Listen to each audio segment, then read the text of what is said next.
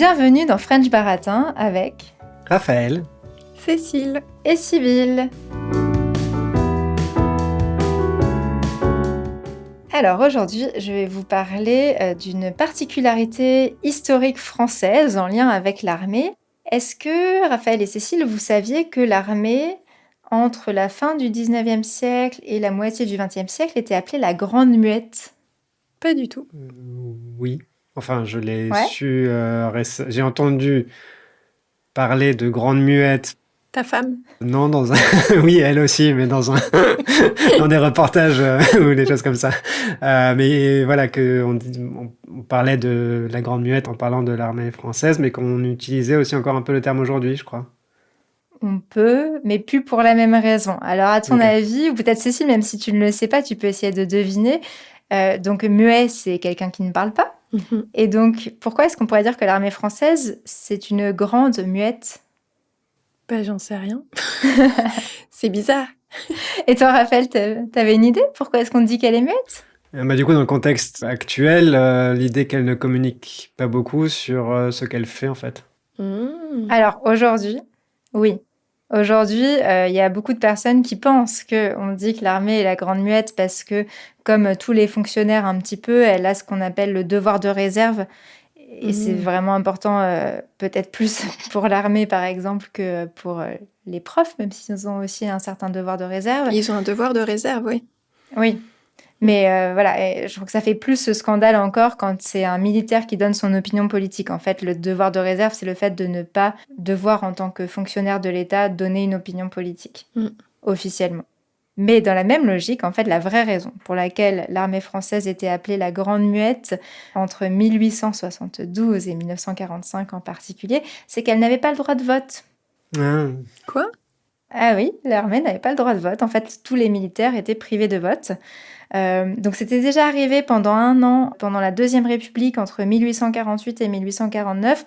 Là, c'était plutôt pour des raisons pratiques, en fait, et pour être efficace dans la défense, parce que comme il y avait des tensions assez fortes avec l'ancienne Allemagne, donc la Confédération germanique, eh bien, on ne voulait pas mobiliser les militaires pour aller voter. On voulait qu'ils soient prêts à se battre si besoin. Mais c'est pas la même raison du tout qu'on a eu après, en fait, à partir de 1872. Donc là, on était dans la Troisième République et c'est vraiment le moment où la démocratie française s'est construite. Eh bien, on avait tout simplement peur que les militaires... Alors, déjà, les militaires étaient considérés comme assez conservateurs, pas forcément en faveur de la République. Donc il y a déjà ça, hein, le fait que les empêcher de voter retire peut-être des votes anti-républicains.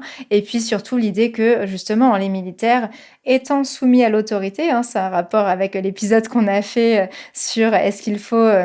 un service militaire obligatoire et on avait parlé du fait que l'autorité n'était pas qu'une bonne valeur, et il y a cette idée que des militaires, c'est des gens qui sont soumis à une autorité qu'ils ne doivent pas discuter. Et du coup, ils n'ont pas leur propre liberté de penser.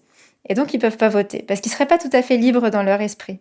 Donc, c'est l'idée qui dominait, et donc on leur a donné le droit de vote seulement en 1945, après les femmes.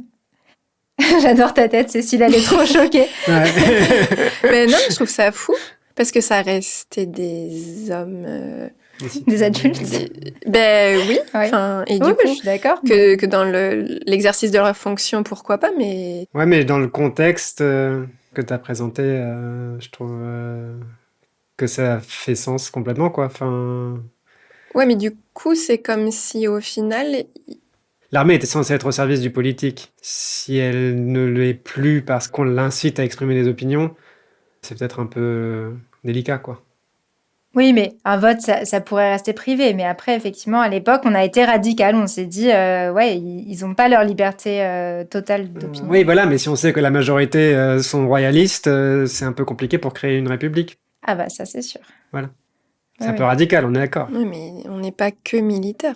Non, mais il y avait beaucoup de clichés. Hein. Je te rappelle aussi qu'à la même époque, une des raisons qui était utilisée pour empêcher les femmes de voter, c'est qu'elles n'ont pas vraiment de liberté de penser puisqu'elles vont voter comme leur curé va leur dire de voter.